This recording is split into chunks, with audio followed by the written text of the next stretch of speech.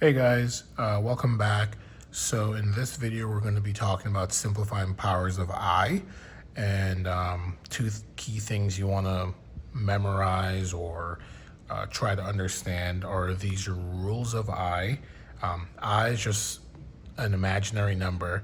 In a previous video, I went over kind of a breakdown between real numbers versus imaginary numbers and the standard forms of what a real number is versus an imaginary number and some examples. So if you have some time, it would be pretty resourceful if you went back and watched that video, because I think it will be crucial in understanding some of the problems that we'll be going over in this video and a subsequent video. So that being said, I showed in that video how to derive these values of I, but for time purposes, I'll just shorten that down and just show you what the answers are. So I is equal to the square root of -1, I squared is equal to -1, I cubed is negative I, and I to the fourth power is 1. That's key, okay? And then also, you see this little theorem from maybe Algebra 1 that you may have encountered, which is a number raised to some form of exponent that entire term is also raised to another exponent. You can multiply the exponents together.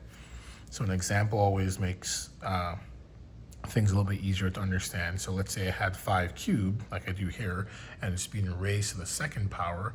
Well, this rule or theorem tells me that I can multiply my exponents. That's how I got 5 to the 6th power. Okay, that's fair. All right, so these two things, keeping these two things in mind, we can then move on to some simplifying powers of I questions. So let me bring this up. So question 1. So let's say you had I to the 6th power, right? Well, the goal with this is to try to convert this I to the 6th power into something of these 4 terms here that is easier for you to derive an answer. So I'm trying to simplify I to the 6th. So I know that I to the 6th is I times itself 6 times, right? That's 5, 6, right? Well, there's different ways I can go about this, right? I could individually set these as the square root of -1 times the square root of -1, multiplying each other, right? That can be a little bit gruesome.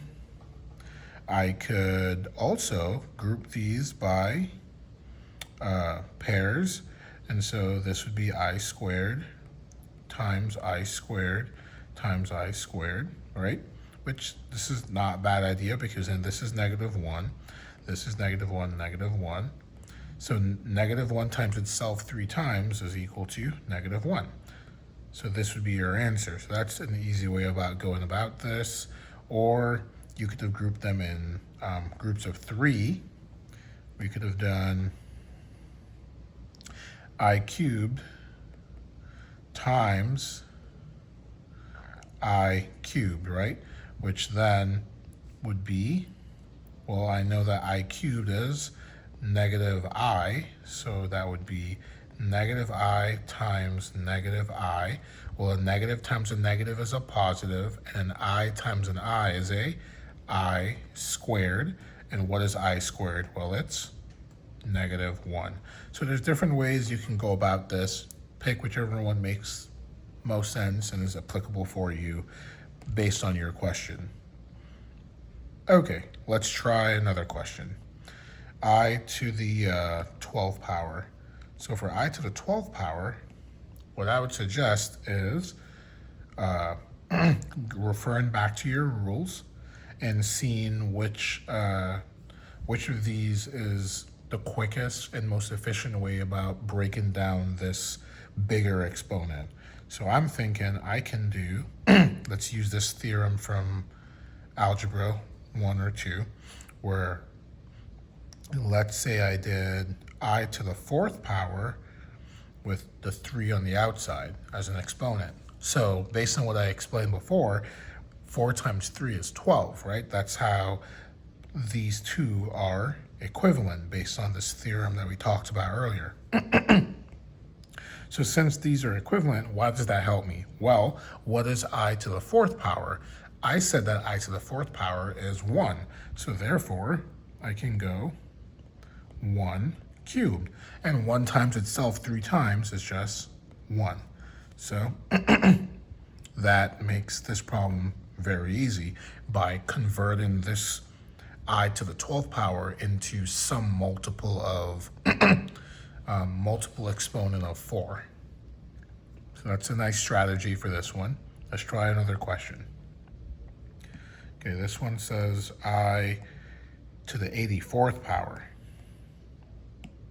Okay, well, we can also see that 84 is some multiple of 4. So I can do, let's think about this. I to the 4th power. What number times 4 gives us 84? Well, that would be 21, right?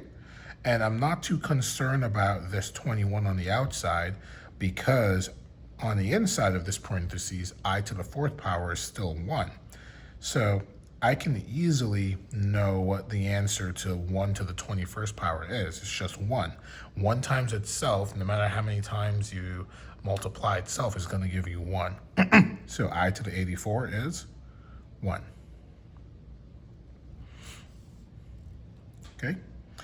All right. Well, let me know if you had any questions on this. It's a decent amount of information being dumped on you. So write your questions in the comments, and if there's something that I can explain better, I'll try my best to look out for the comments and try to respond back as quickly as possible and try to explain things. If I made a mistake, please let me know, and I'll make sure to correct myself in future videos.